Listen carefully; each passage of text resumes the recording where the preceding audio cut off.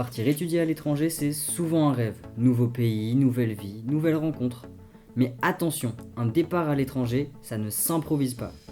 Alors, bienvenue sur le 1330, le podcast du CRIJ, et en quelques minutes, je vais te donner 4 points essentiels pour un départ sans stress.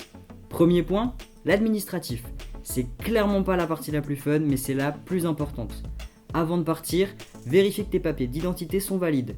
Selon ton pays de destination, tu auras peut-être besoin d'un visa. Et attention, certaines démarches peuvent prendre plusieurs semaines, voire plusieurs mois. Autre point essentiel, l'assurance santé. En Europe, la carte européenne peut suffire, mais ailleurs, une assurance internationale est souvent obligatoire. Là aussi, pense à le faire le plus tôt possible. Si tu as des doutes concernant l'assurance santé, rends-toi sur le site de France Diplomatie, tout y expliqué plus en détail. Deuxième point, les études et le logement. Assure-toi que ton inscription dans l'établissement d'accueil est bien confirmée et que tes crédits, aussi appelés ECTS, sont bien validés des deux côtés, histoire d'éviter les imprévus. Côté logement, anticipe un maximum. Résidence étudiante, colocation, parce qu'arriver dans un pays sans savoir où dormir, c'est clairement pas l'aventure qu'on te recommande. Troisième point, le budget. Renseigne-toi sur le coût de la vie dans ton pays d'accueil. Loyer, transport, nourriture, ça peut vite varier du simple au double.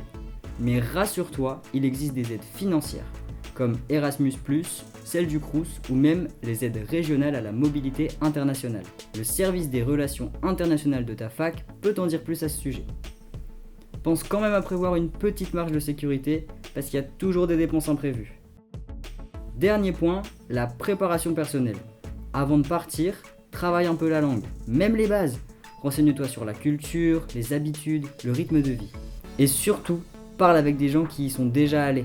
Leurs retours peuvent vraiment faire la différence. Pour ça, les réseaux sociaux et les rencontres étudiantes seront tes meilleurs alliés. D'ailleurs, tu savais qu'en 2014, la Commission européenne a mené une enquête sur un échantillon de 15 000 étudiants Erasmus. Et sur ces 15 000, 27% ont rencontré leur conjoint pendant leur séjour. Alors pour toi, ça sera Erasmus ou Cupidon ? En tout cas, maintenant, tu as toutes les cartes en main pour un départ sans stress. Et si tu te poses encore des questions, rends-toi sur le site Erasmus+, tu y trouveras sûrement des réponses. Bon voyage et surtout profite à fond de l'aventure.